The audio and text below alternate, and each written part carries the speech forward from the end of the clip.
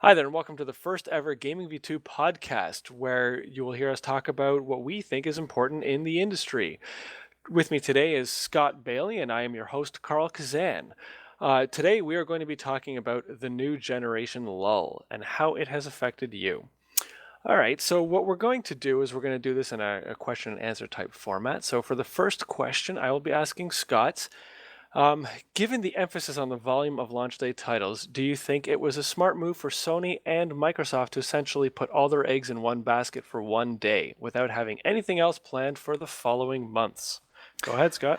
I think it's a kind of a tough question because there's a two-pronged approach here. One is that they were really trying to force sales of their new consoles, and whichever console has the biggest launch day lineup, they have the best chance of selling more units. At the same time, they put everything at the beginning, putting all the games in competition with one another, and so it makes it tough to sell, first of all, units of each of those games individually, but also doesn't leave much for the months ahead. Right, and one of the most notable, if you were to ask me, was Ubisoft, which up until the week before launch, where they had Watch Dogs apparently also being a launch title, which is a completely other story. They also had Assassin's Creed, and I believe they had their dance game.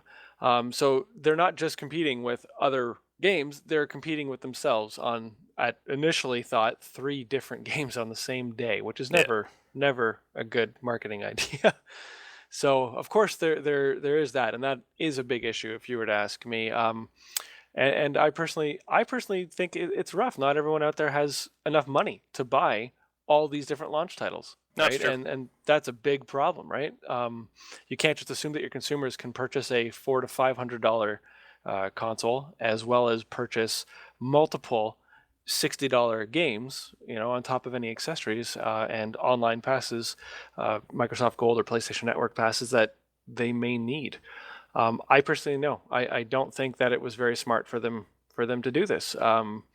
It just created way too much internal competition, and I know that they wanted to beat each other to the punch, but I think they overdid it, if you ask me. So, uh, what would you say your biggest problem was with that? With Uh, the yeah, massive games coming out, correct. Yeah, like how did that affect you personally? well, there just wasn't enough time to play everything for Right, me. right. Yeah, so I too found that I didn't have enough time. I mean, there's just way too many games. I personally purchased, I can't remember exactly how many, but I had FIFA and I had Madden, and of course I had Call of Duty and I had Battlefield and Dead Rising and I had Rise. So I guess that's six right there. Well, And there's there no is way. there is the counterpoint that yeah, sure, there was all these launch titles. You stock up on what you want, then you have 3 months to play through them all before the next set of games comes out in the end of February, early March. Which is true. And the only issue is that not all these games have the crazy replay value. Now, of the games I purchased, four of them did. Obviously, the two sports games and the two shooters have more of a replay value. My two story-based ones were completed in the first 2 weeks, and Yep. I was done. Um, you know, and as for the shooters, which game do you pick up and play that day? Which sports game do you pick up and play that day? There's too many competing at the same time. EA Sports never releases two sports games on the same day. That's Hmm. never been part of their strategy because of that exact reason.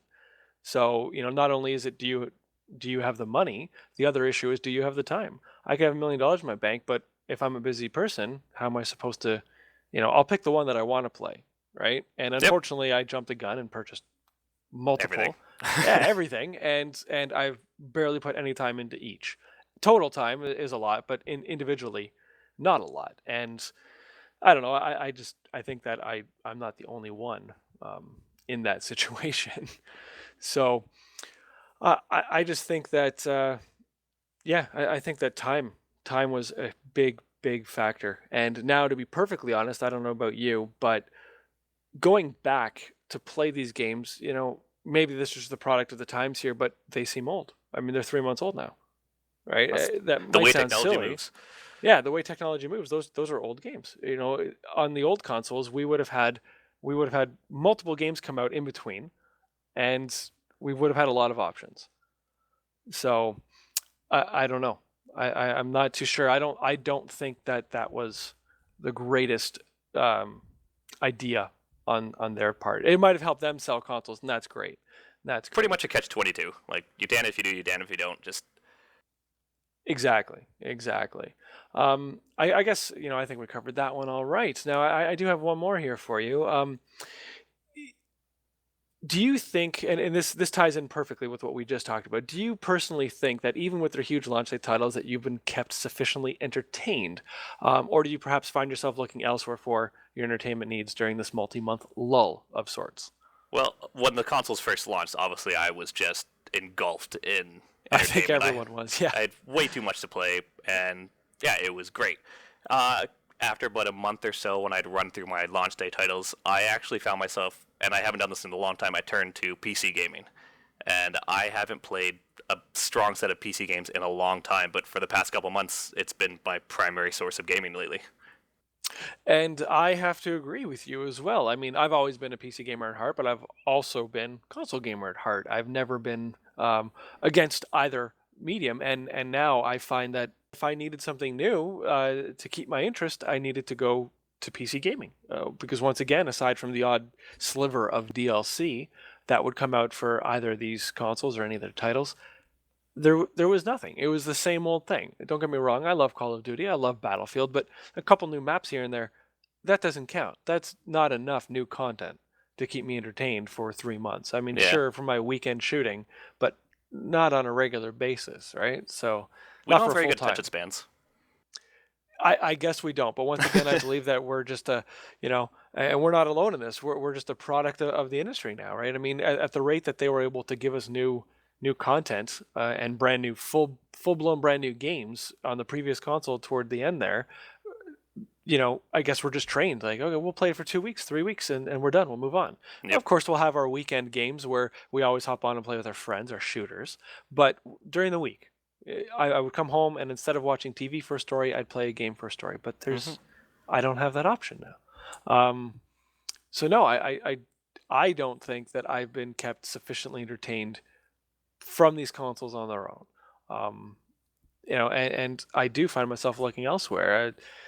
PC gaming for me is it. I mean, maybe there are some kids out there who have gotten off the couch and gotten outside and played some sports or something, and I'm sure the parents are excited about that, but that's not what Microsoft and Sony wanted.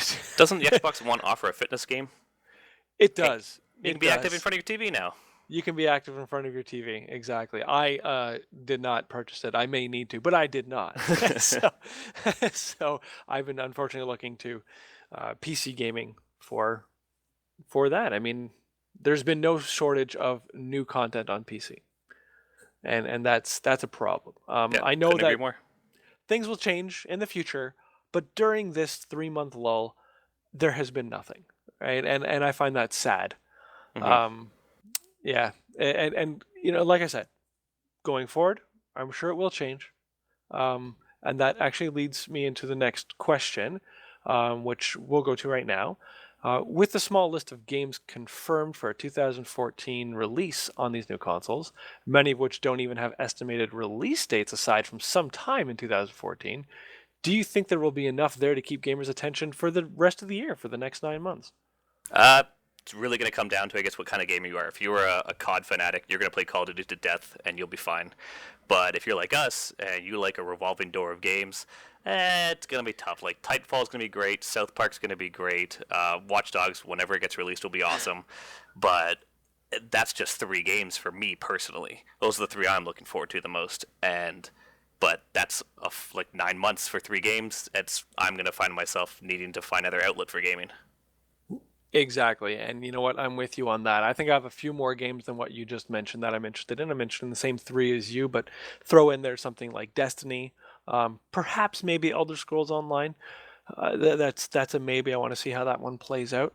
But that's it. The other games that we saw at the E3, the ones that they were really pushing to show us, aren't even coming out in 2014. The Yeah, Division, as far as I know, is rumored that it's pushed back to 2015. yeah, I've heard And that too.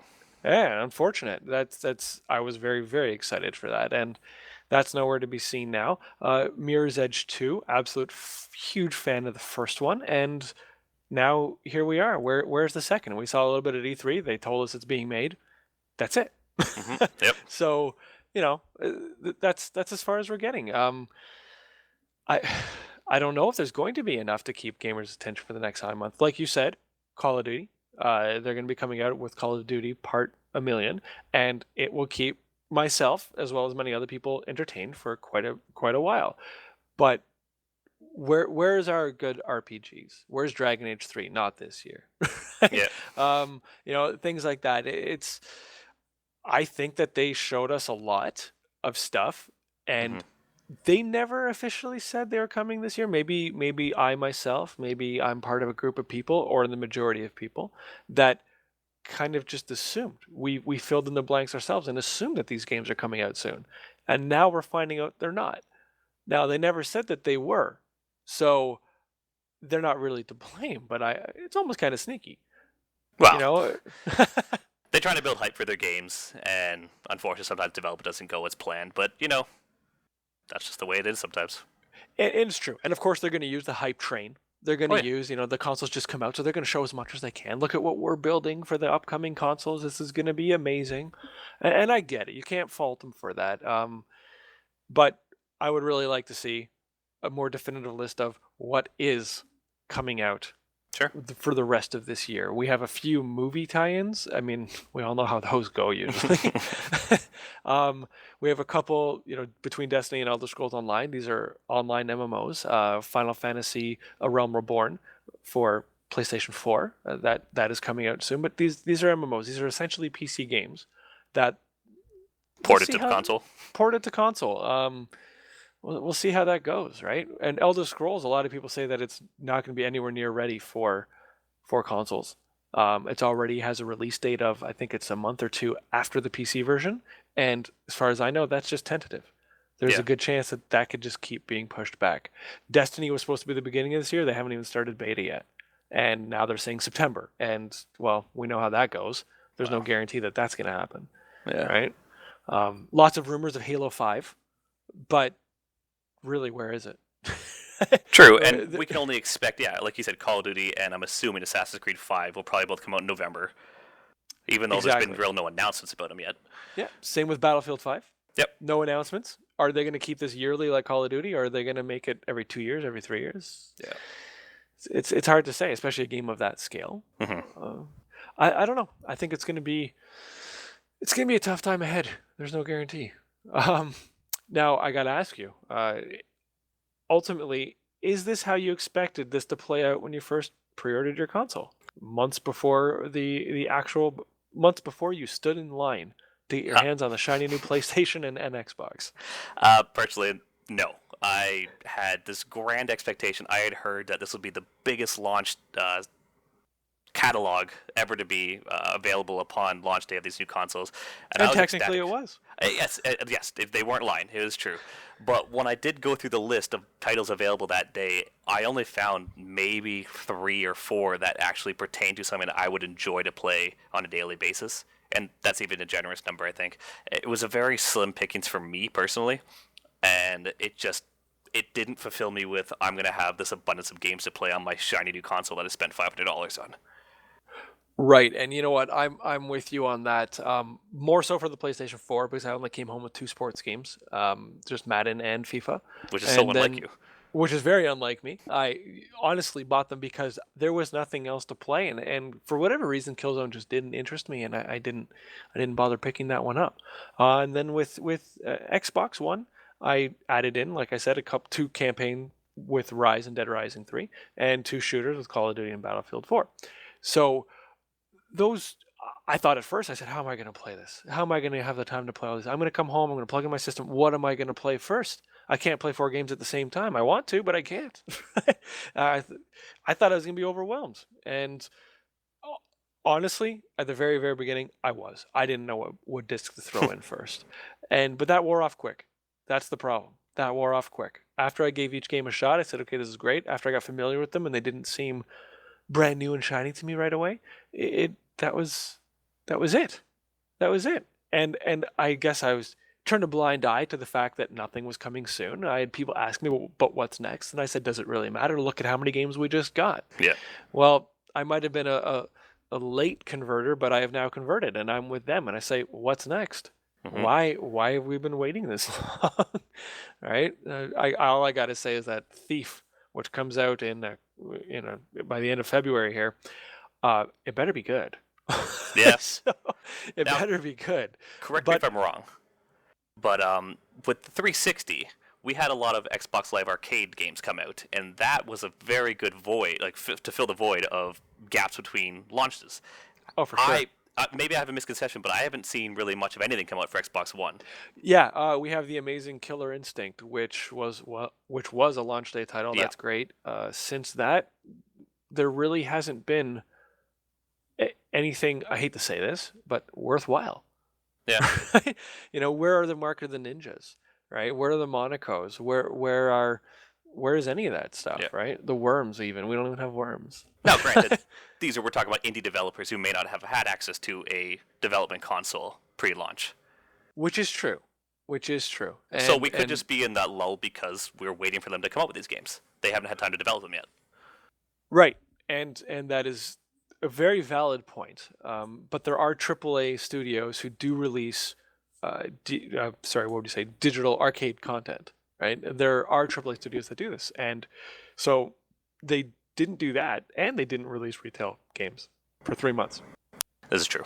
So, and I was speaking to people earlier today, and I said that whichever game was going to be the first game to come out for PlayStation 4 or Xbox One, whichever game was going to be the next game to come out, the game that was going to break this lull, was going to sell way better than it should, Mm-hmm. simply because boredom. People want something new. Mm-hmm. I'm happy that it's Thief. I'm happy that it's a game that I was already excited for, so that's going to be the game. But they could have released My Little Pony Dream Theater or something, and here I probably would have been in line to buy it because I just want something, anything. So that's the issue that I'm finding with this, is that it's gotten that bad. Well, further to your point there, do you think that just because of Thief's release date, that it is automatically going to be a hit? I do. I think that Thief is going to be a hit, and I'm not saying that it's not going to be deserving of it, and I'm not going to say that it wasn't going to be a hit on its own, but I do think that it's almost defaulting into hit category Hmm. because, I mean, what else are you going to play? Well, so it comes out in almost 2 weeks to the day, Yes. but that's just the beginning of I guess you call release season for this season. So there's a whole bunch of titles coming out between the end of February and mid March. Right. So yeah, Thief hits it off. Including Titanfall, which comes out just a short time after. I think it's a second week of March, March I 11th, believe. March Yeah. 4th. I can't remember. It's But yeah. it's around there, yeah. But for me, from my perception, Titanfall has gotten a lot more hype than Thief has. I agree. But that is because Titanfall was supposed to be out before Yeah, Thief, it was supposed to be a launch title, right? wasn't it? It was initially a launch title. Now they gave us more warning than Watch Dogs, and they pushed it back. Mm-hmm. They gave us more warning, so it didn't seem as hurtful as Watch Dogs. Yeah. But it still was supposed to be out before. So obviously they had all the pre-hype and the pre-marketing and the trailers and all that before Thief, Mm-hmm. right? Thief was supposed to be a game that was coming out later, right? Yeah, That that's true, wasn't the yeah. next game. That's true. Titanfall was. So they had a lot more. They had basically a jump start, and then they happened to push it back after. I think that, okay, I do not believe that Thief's sales or release window, which is 2 weeks before Titanfall's March 11th release date, I do not think that Thief was going to cut into the sales of Titanfall at all. I don't think that that's going to happen. I don't think Thief really has that type of power behind it to do that. All right. But I do think that anyone with the means to pick up both titles in a 2 week span of time will. Yeah, They makes will sense. they will pick up Thief, they will play it, and they will beat it in 2 weeks, and then maybe trade it in or whatever they want to do towards Titanfall. Mhm. And it's something to do. That's what I'm doing. I wanted Thief either way. Yep. But, you know, was I going to play it on launch day? I didn't have it pre-ordered, but now there's no question. I mean, I can't wait for a new game. So I'm buying it. I'll be there the day of, and I'll be buying it and playing the hell out of it. Mhm. Just because otherwise my Xbox is a big black box that sits here doing not much of anything. So Such a you know, sad tale. it is. It really is a sad tale. And we had talked earlier about the hype train and how they really wanted to use these games to sell their consoles. Yeah. That is smart. That's marketing for you. It Yep. it works. It worked on me. It worked on you, I think, and a lot of other people out there. Yeah. Um, but this leads directly into the next question, which is: do you think that Microsoft and or Sony knowingly distracted fans with the sheer amount of launch day titles, hoping that we wouldn't really notice that their plans going forward were bare bones at best? I think that question has a bit of misleading tone to it, and in that it's that there was their intention to fool the users into thinking, "Hey, buy your stuff right now because you're not getting anything for a while." No, I think they really not pressured but encouraged developers like, "Hey, we want to have a strong lineup, make stuff for our lineup so we can sell consoles." It wasn't a plan to get everybody distracted per se, and then have nothing to go for 3 months. But at the same time, I don't know if there was much of a plan to back up to have launches coming out consistently. But maybe I'm assuming that wasn't their concern. Okay, and I could see that. I could see that. I without becoming a conspiracy theorist or something like that, I can't really take the opposite stance of you. I mean, I have to agree that they didn't really try and do anything to pull the wool over anybody's eyes or anything like that. But I will say that they really wanted to put a huge spotlight on the launch days. They really focus on that, and they knew that there wasn't really much coming out afterwards. They knew that by them going to all the different publishers and saying, please bring out your day for a launch title, giving them special deals maybe, or paying them extra money or better kickbacks or royalties, you know, I, that they knew that there wasn't going to be much coming out afterwards. And Yeah. I mean, obviously they're not going to advertise that, but they didn't really care. Now, do you think that they thought this sheer amount of launch day titles would have been enough to hold you over? Or do you think they Probably. really just didn't care?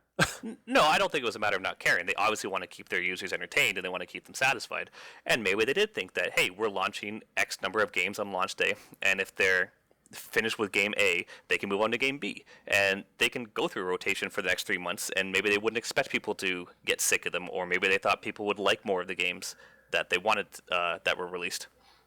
Yeah, that's a fair enough point there. I can't really argue that one. I mean, we're not in the Microsoft brain or the Sony brain, so it's Yeah. impossible to tell exactly what they were thinking. And once again, I'm not a conspiracy theorist. I don't think they were out to get you.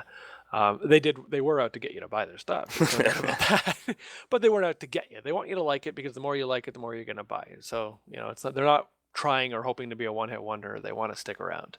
Yeah. Um, so on that note, this is the getting to the end of our first ever podcast, and this is where we hit the moment where we just do a little bit of free talk. Is there anything else that, this is where we talk about anything else that we wanted to say or ask that maybe we just didn't get in before during the other questions, or maybe it wasn't brought up. So is there anything that you wanted to throw out there that maybe you didn't get a chance to say? Well, I just want to expand on the earlier talk about how we moved more to PC gaming since there hasn't been as much for console, and that like I've been discovering a wealth of content and games on Steam, and for one, Daisy, this game's not even out of alpha yet, and I'm already in love with it. A It's lot of just people are. oh, it's just phenomenal. It's like, and the capabilities on PC, with the multiplayer interactivity. Now, granted, the new consoles are offering similar experiences.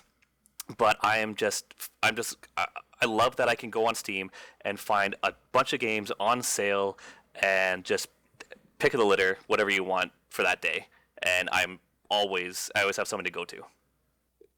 Yeah, that is always a very good thing. You're also seeing a lot. I mean, obviously, with Steam out there, you're seeing a lot more indie stuff you'd Oh, never absolutely. see on the consoles, because the the rights to even develop and release on the consoles are so astronomically high. Now, of course, Sony and now Microsoft claim that they're going to be more indie friendly, but we still haven't seen anything come out. So Hmm. we don't know how that's going to affect things.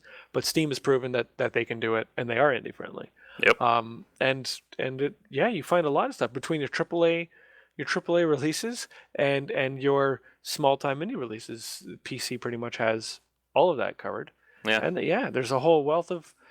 You said Daisy, and I've been playing Daisy, and I agree with you. It's pretty phenomenal. I've also been playing a lot of Smite, which is a third person style MOBA, and kind of like a League of Legends, but third person style. Very interesting. And I come home every day, and that's the game I boot up. Hmm. Not my Xbox, not my PlayStation, but my PC, and this game that could have been played on a 360 quality game. Yeah. and, and that's where I'm at now with that. I wanted to throw on one thing to that final question about whether Microsoft or Sony knowingly distracted fans with the launch day, knowing that they're going to have a huge lull. I just wanted to kind of like a side question on that about how do you think this has affected the developers? I mean, these developers were given huge incentives to release everything on launch day and basically compete with each other. Basically, here, you don't have to pay as much rights or royalties to get onto our systems. So because we're really asking you to compete with a whole bunch of other publishers as well on the same day, and that's rough. But now all these companies, they all release stuff. I mean, I haven't seen all their quarterly results, but there's no way that these companies' quarterly results are going to be that great. No one's released anything. It's So tough to say, but you could say easily Microsoft and Sony hit it out of the park. yes, Microsoft and Sony definitely did a But bang up beyond that, job. it's like yeah, the developers, it's impossible to say how they're doing. It's true. It's hard to say exactly how they're doing. I know that there are resources online for us to look up exactly how many copies or roughly how many copies of things were sold in what time period. We can investigate further, but that's not why we're here.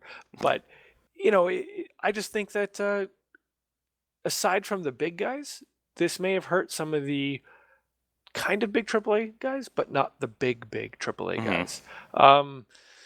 Just because they were forced to bring everything out on, not forced, but very incentivized to bring everything out on launch day and compete with all these other massive Call of Duties and Battlefields. Yeah. And that was their release. And now their next release could be a year away because they're not as big as EA and they're not bringing out a game every couple months. So, you know, I don't think that could have, there's no way to know, but I don't think that could have been overly great for them. Yeah. I think that games like Rise, for example, even though it is a Microsoft studio, I think that game was ultimately overshadowed by the Call of Duties and the Dead Rising The Dead Rising was and fantastic. yeah, Dead Rising was fantastic, but I loved Rise as well. But so many people I know bought pretty much anything but Rise. Not because Wow. they didn't want Rise, but just because, well, they only have so much time and or money, and they pick up the obvious Call of Duties and Battlefields, right? They go to and what they and trust, FIFA. what they They know. go to what they trust, exactly. And do you think that any executive out there in their right mind, given the choice, would want to release their game on the same day that Battlefield and Call of Duty are coming out? No. No, they don't want to be competing for that money, that precious money, that little bit of extra entertainment money that a lot of us gamers have to purchase one or two games, right? Yeah. And they know that as much as Rise might look cool, if you only have $50, you're probably not buying Rise. Hmm. You're buying one of the other guys. That was just, I don't know. I don't know if that, but once again, like you said, Microsoft and Sony hit it out of the park, Yep. and that's really what they were out to do. Absolutely. So I think that they did that. Is there anything else you wanted to throw out there? I think it's it for me this week. I think that's it for me as well for this session. We'd like to thank everyone for listening and giving us a shot the first time. Sorry if things seem to be a little rough around the edges. See, I can't even say that right. And we're going to just get better. Hopefully you enjoyed what we talked about. Love it or hate it, please leave us a comment. Start some debates. Feel free to email us, whatever you'd like. We'd love to hear from you. All right, well, that's it for this day. Thank you again for listening. I'm Thanks a Karl lot. Kazan. I'm Scott. Have a good one.